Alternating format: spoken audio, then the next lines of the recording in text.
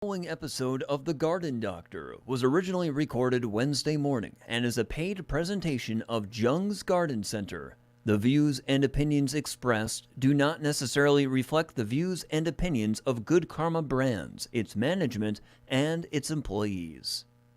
And good morning. Welcome to another episode of The Garden Doctor here on WBEV. And you know everyone should have a brother, Bob. And by golly, we have one here right in the studio. Good morning, sir. Good morning, John. We are here with Bob Zonde.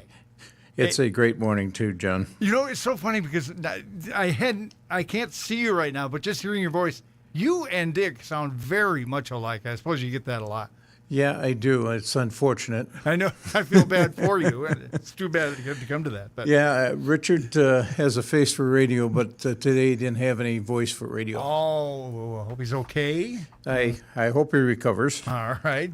Welcome. How have things been going for you this spring? Fast and furious. Yeah. This has been a real strange spring with the cold weather in April, and then this warming in May. It's been a very strange year.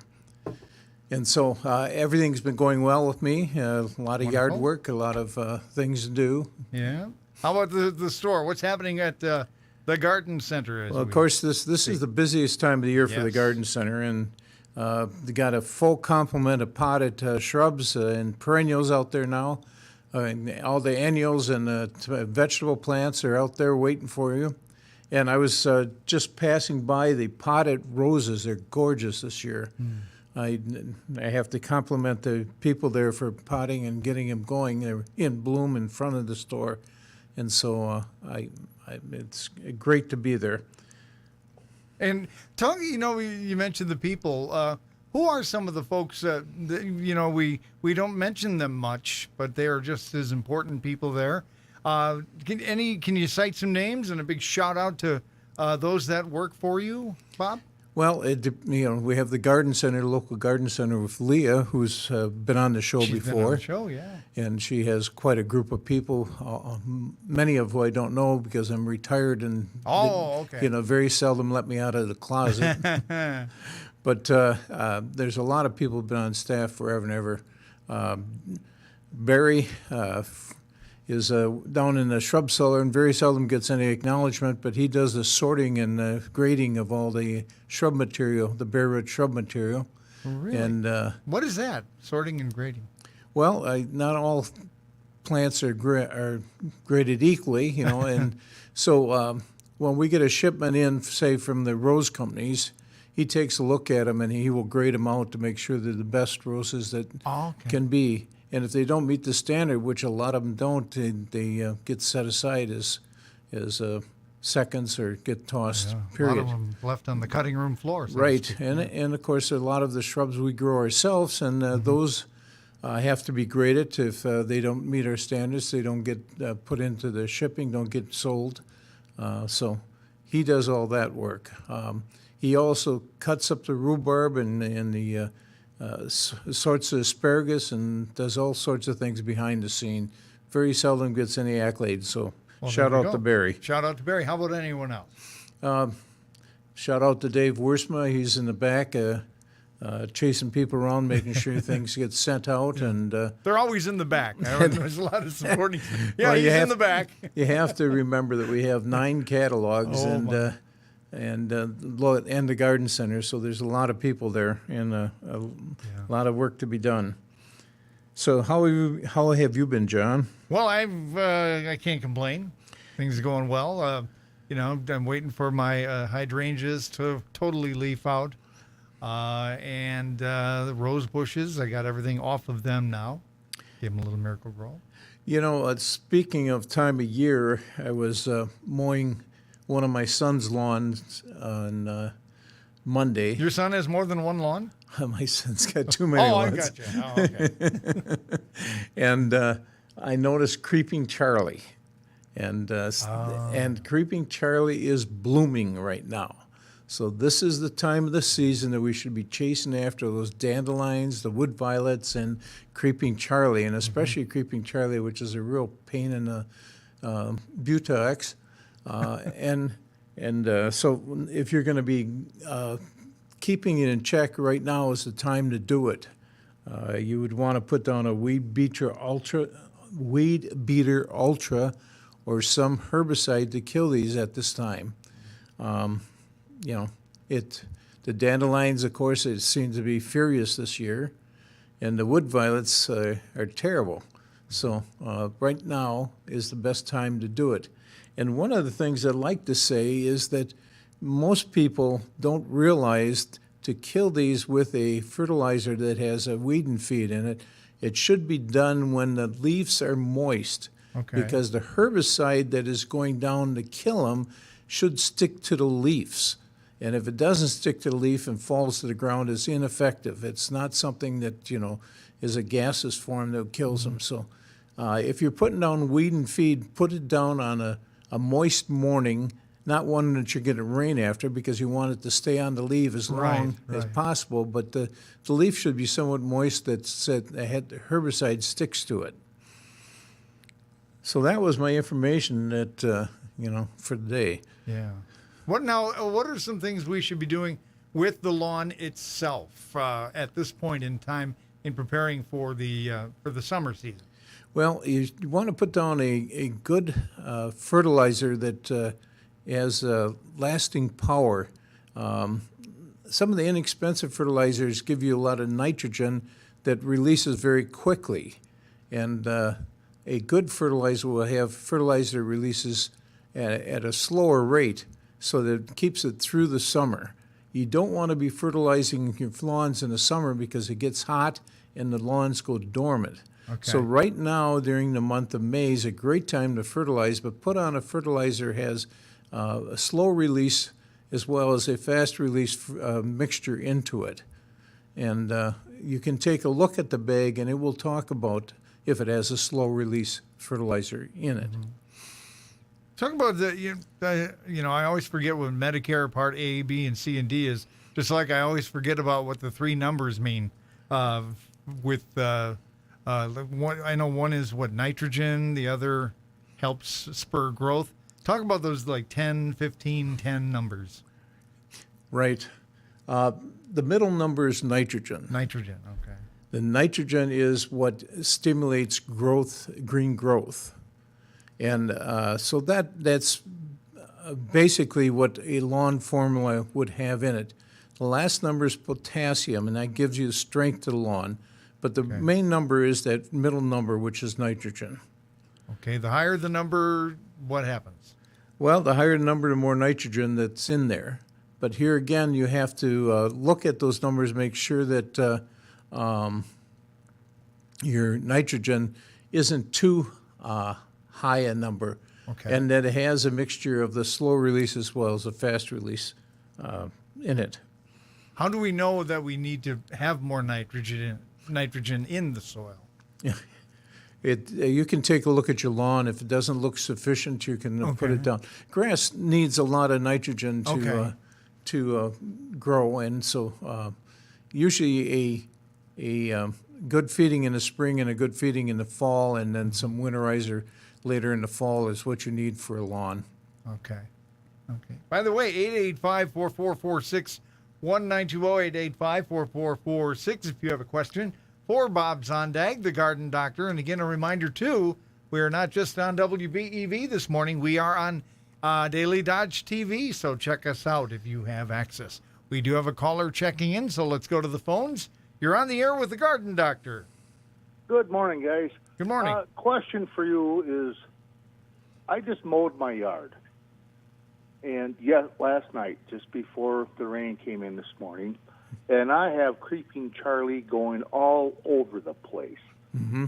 Never had it last year too much. This year, it's everywhere with the dandelions.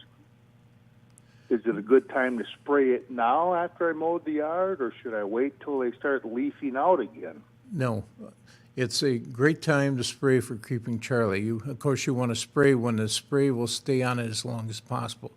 When two times they're especially good for killing Creeping Charlie. One is when it's blooming, and like I said, when I was mowing my son's lawn, I noticed that it's in full bloom right now. And so, but I mowed my yard and I bagged it all up and put it in the back of my truck and hauled it down to the city garage. I guarantee you didn't mow the creeping Charlie off. Well, no, but still, it does need to. I have know. a leaf I on it. would definitely spray it within the next week or so. It is I was blooming thinking now. about this afternoon. Well, you want to spray when the spray sticks on, and if it's done raining for a while, it'd be a great time. You can either use a liquid spray or you can use a weed and feed type Right. product. But this would be a great time to spray. You want to take a look too on the bottle wherever you purchase that to make sure that the product will work effectively at the temperature we're at. A lot of the mass-produced products will not be effective until it reaches 72 degrees. Okay. And that's why my recommendation is that Weed Beater Ultra, because that has a temperature range of 55 and above. You don't want to spray it when it's over 90 degrees, but between the temperature of 55 and 90 is a great time to spray. The other time you can spray is in the fall of the year, usually about the first part of September, and then the next spring after it freezes. And that's the best time to kill Creeping Charlie. But right now you're trying to maintain Creeping Charlie out of your lawn. The Creeping Charlie starts in shaded areas and works into the lawn. It's not a real loving person of the sun, but if you follow it back, you probably follow back under a bush or tree or something like that. And if you follow way back, you probably find it in the neighbor's yard that came into your yard. Okay. So that stuff that you're saying, will that also work on dandelions too? It or- will work on any broadleaf in your lawn. It Okay. works on dandelions, it works on wood violets, it works on creeping Charlie, or any of the broadleafs that's in your lawn. Clover, anything that's in your lawn that's a broadleaf. It does not hurt grass, but it will kill anything that's a broadleaf. Okay, thank you very much for the information. I appreciate it. You're welcome. Thank you for your call. Let's go to the other line. 885-4446 is the number to call to get on the Garden Doctor. And good morning. You're on the air with Bob Zondag from Jung Garden Center. Good morning. Good morning. I've got a question about my asparagus. I get all kinds of it. It grows like crazy, but it never gets any bigger than the size of a pencil. What do I need to do? You need to fertilize it. What? You fertilize it in the spring with a high nitrogen fertilizer. Okay.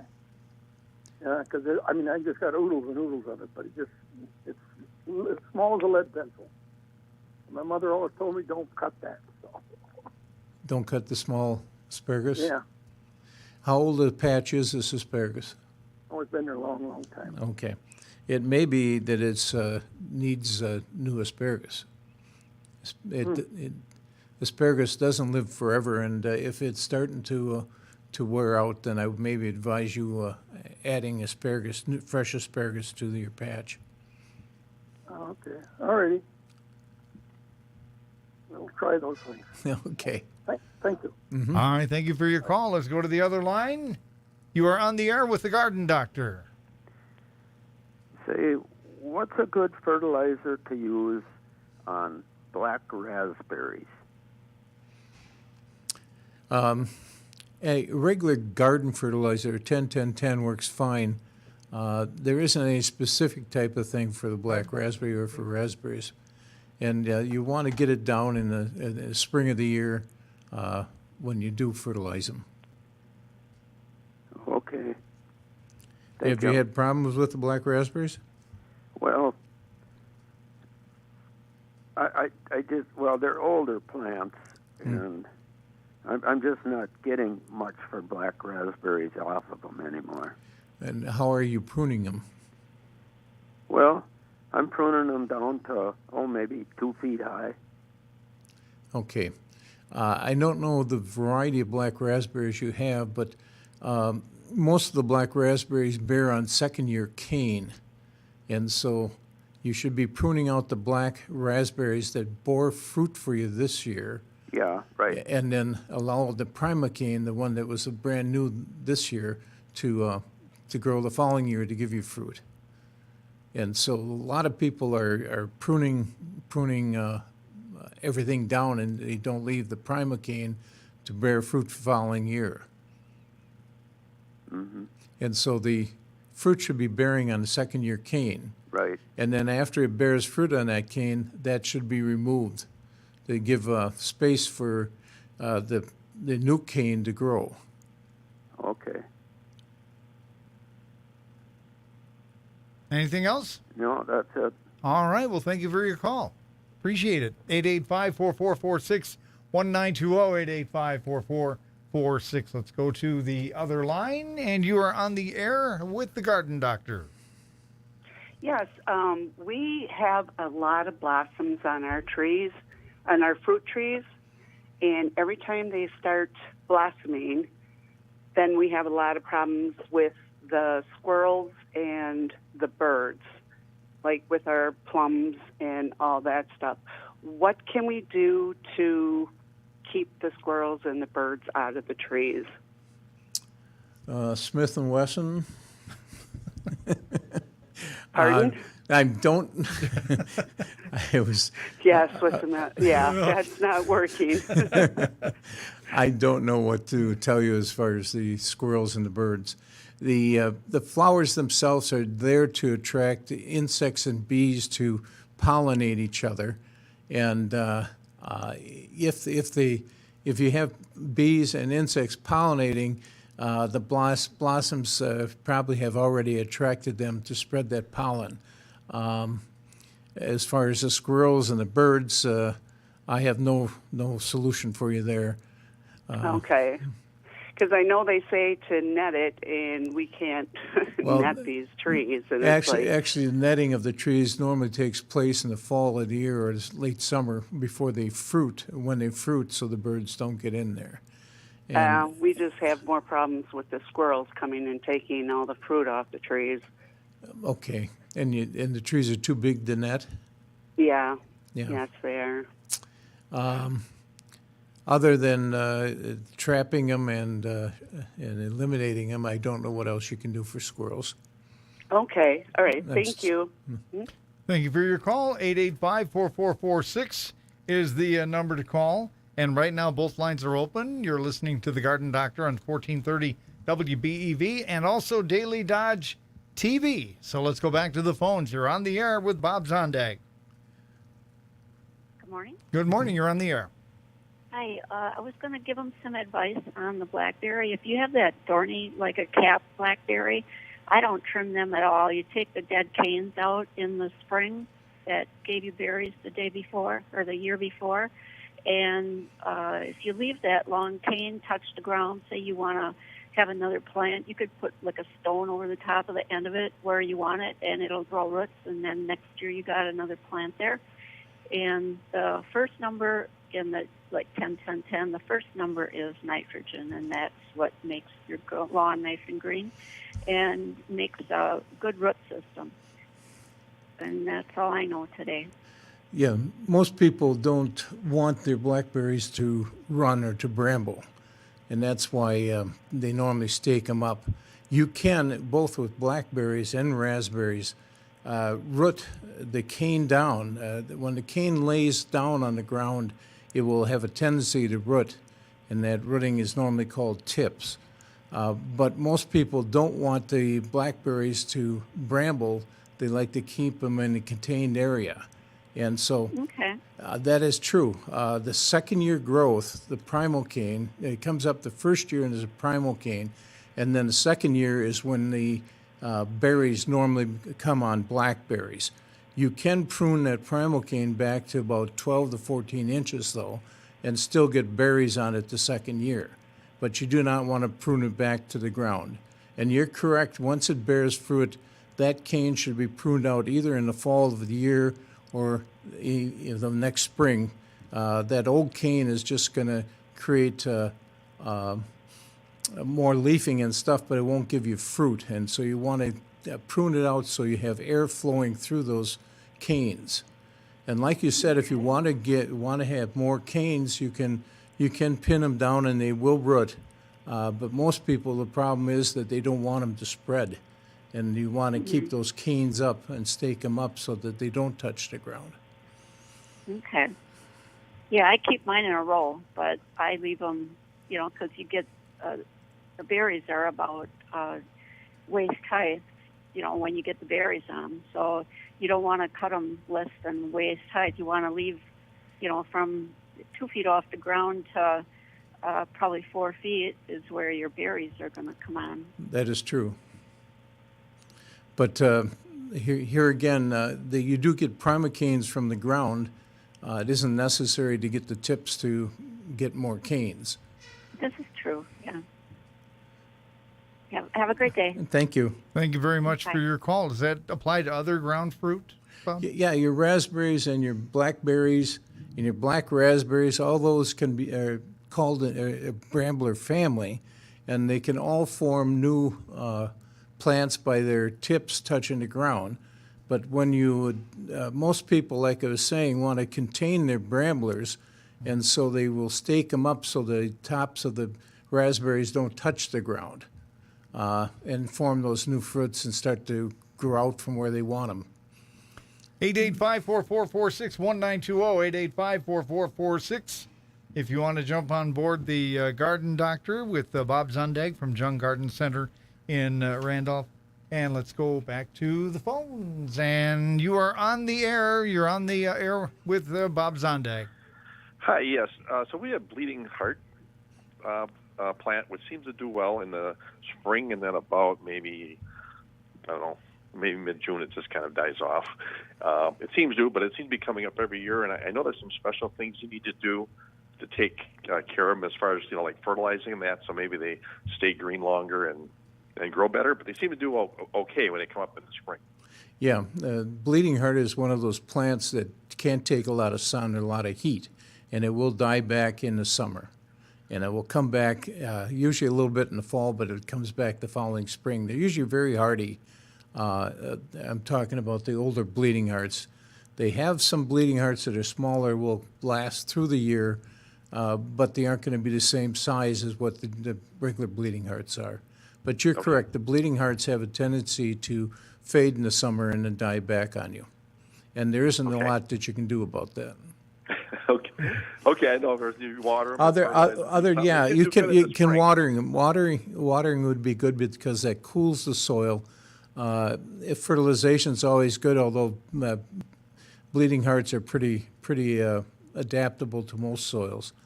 But if it's in a little more shaded area, also it helps because the bleeding hearts, the soil isn't going to be as hot. But bleeding hearts do have a tendency to fade as the summer gets hot. Okay. Well, yeah, it seems to be doing fine. It just doesn't stay green very long. No, by the time maybe July, it's one of those plants that does fade in the summer. Okay. Great. Thank you. Thank you. 885-444-6192, 885-4446. What is the key to not overwatering a plant or hanging basket or anything like that? The key to, if you're talking about house plants, the key there is to let it dry out in between waterings. Totally. And to use a non-soil type mixture. Most people think they can run out and grab some soil from the outside and use it inside. The problem with the soil from the outside or regular soil is that it has a tendency to compact. And as you water it, it gets tighter and tighter on the roots. You need some soil that allows the roots to absorb the oxygen in the soil. And if it can't absorb the oxygen in the soil because it has the moisture around it, it will kill it. And the symptoms are somewhat the same. You get the dying back of the edge of the leaves with the overwatering. You also get that when you don't water enough. But a lot more plants are killed from overwatering than are killed from not watering at all. Yeah. I was just wondering where that perfect in-between is. Well, the perfect in-between is when your soil dries, you water it. Okay, it doesn't cake onto your hand, right? Just dust feeling like? Oh, you're talking about outdoors or indoors, John? Indoors. Oh, okay. Yeah, you can see it pretty much from just looking at your soil or feeling your soil as to whether it needs water or not. It needs a lot more oxygen than it does moisture, and so the problem with most people is they love it too much. Gotcha. 885-444-61920. 885-4446. We can sneak one more call in here on this edition of the Garden Doctor. And are you guys back next week, Bob? I'm trying to remember the. We have last one show. more week. One more week. So the next Wednesday will be the last show then. Yeah. Okay. And hopefully the Garden Doctor will be here to answer questions. Okay. Has that caused any problems? We had the hot and humid weather, and then all of a sudden it's real cold again, 50s for highs. Does that have any effect on? It normally doesn't have any effect on plants. The Okay. hot weather had a tendency to force the plants to grow much quicker. You might have noticed that the trees all of a sudden bloomed Yeah. out, and the flowering crabs all of a sudden had flowers galore on them, and Right. and so no, actually the cool weather will help preserve the flowering crabs so that they bloom longer. Okay. When it gets hot like that, your tulips, your daffodils, they have a tendency to grow much quicker and lose their blossoms much quicker. And so that a lot of the different seasons, you have early, late, and mid-season tulips. A lot of those were gone very quickly this year because of the heat. All right. Well, again, tell us what's happening at the store, Bob, as we start wrapping up the show. Well, at the store, we're really quite busy. The potted landscape materials all in the yard, the potted trees, the perennials are all out. The annuals are in the greenhouse along with the vegetable plants. The potted roses have just come out, and they're just gorgeous this year. Like I said, kudos to Joe. They look great this year. And now is the time, like I said, to get that weed and feed on, or to get that Weed Beater Ultra and spray those dandelions and Creeping Charlie and wood violets. Other than that, it's going well. The garden center is open in Randolph from 8 to 5, Monday through Friday, 8 to 4 on Saturday. Sunday, they're closed. The other garden centers in Sun Prairie, Madison, and Stevens Point and Appleton are open 9 to 6, Monday through Saturday, and 10 to 4 on Sunday. Always like to hear how are things going at the new Appleton store. They're doing very well up there. Mm-hmm. It's a new market for us, and so we will ascertain as to how well we did at the end of the season to find out whether it was well enough to look to do it next year or not. Okay. Well, Bob, it was great having you aboard today. It's always good to hear from you. And again, you'll have one more week with the Garden Doctor, either you or Dick, correct? Correct. All right. Well, you have a great day, and good hearing from you. Thank you, John. It's always good being on with you. Okay, and that will do it for the program, the Garden Doctor, here on WBEV.